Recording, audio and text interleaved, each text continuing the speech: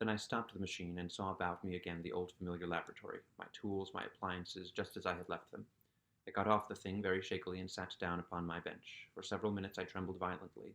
Then I became calmer. Around me was my old workshop again, exactly as it had been. I might have slept there, and the whole thing have been a dream. And yet not exactly. The thing had started from the southeast corner of the laboratory. It had come to rest again in the northwest, against the wall where you saw it. That gives you the exact distance from my little lawn to the pedestal of the White Sphinx into which the Morlocks had carried my machine. For a time, my brain went stagnant. Presently I got up and came through the passage here, limping because my heel was still painful, and feeling sorely begrimed. I saw the Pall Mall Gazette.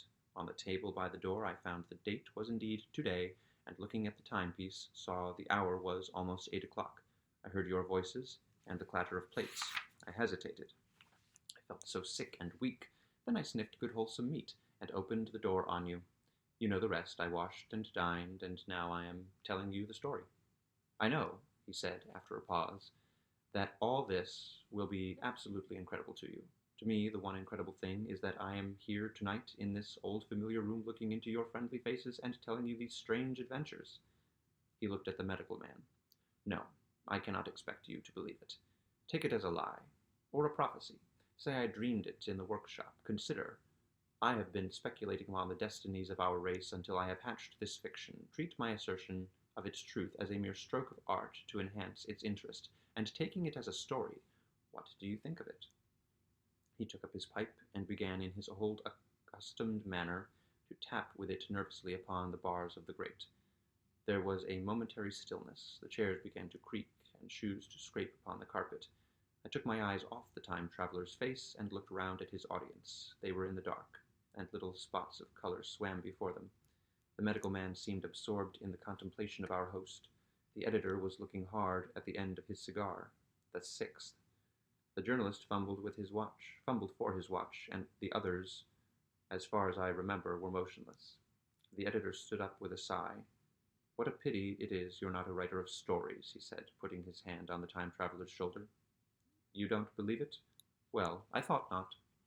The time traveler turned to us. Where are the matches? He said. He lit one and spoke over his pipe, puffing. To tell you the truth, I hardly believe it myself. And yet, his eyes fell with a mute inquiry upon the withered white flowers upon the table. Then he turned over the hand holding his pipe, and I saw he was looking at some half-healed scars on his knuckles. The medical man rose, came to the lamp, and examined the flowers. The gymnasium's odd, he said. The psychologist leaned forward to see, holding out his hand for a specimen. I'm hanged if it isn't 1:45, said the journalist. How shall we get home? Plenty of cabs at the station, said the psychologist. It's a curious thing, said the medical man, but I certainly don't know the natural order of these flowers. May I have them? The time traveler hesitated, then suddenly, certainly not. Where did you really get them? Said the medical man. The time traveler put his hand to his head. He spoke like one who was trying to keep hold of an idea that eluded him. They were put into my pocket by Weena when I traveled into time. He stared round the room. I'm damned if it isn't all going. This room and you and the atmosphere of every day is too much for my memory. Did I ever make a time machine, or a model of a time machine? Or is it all only a dream? They say life is a dream, a precious poor dream at times, but I can't stand another that won't fit. It's madness. And where did the dream come from? I must look at that machine, if there is one. He caught up the lamp swiftly and carried it, flaring red, through the door into the corridor. We followed him. There, in the flickering light of the lamp, was the machine, sure enough, squat, ugly, and askew.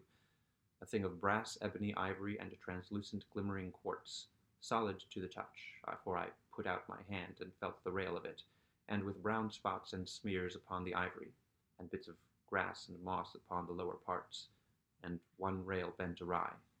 The time traveler put the lamp down on the bench and ran his hand along the damaged rail.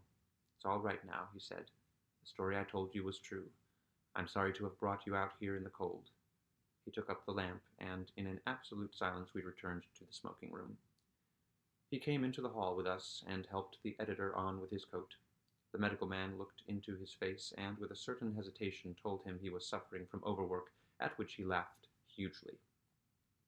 I remember him standing in the open doorway, bawling good night.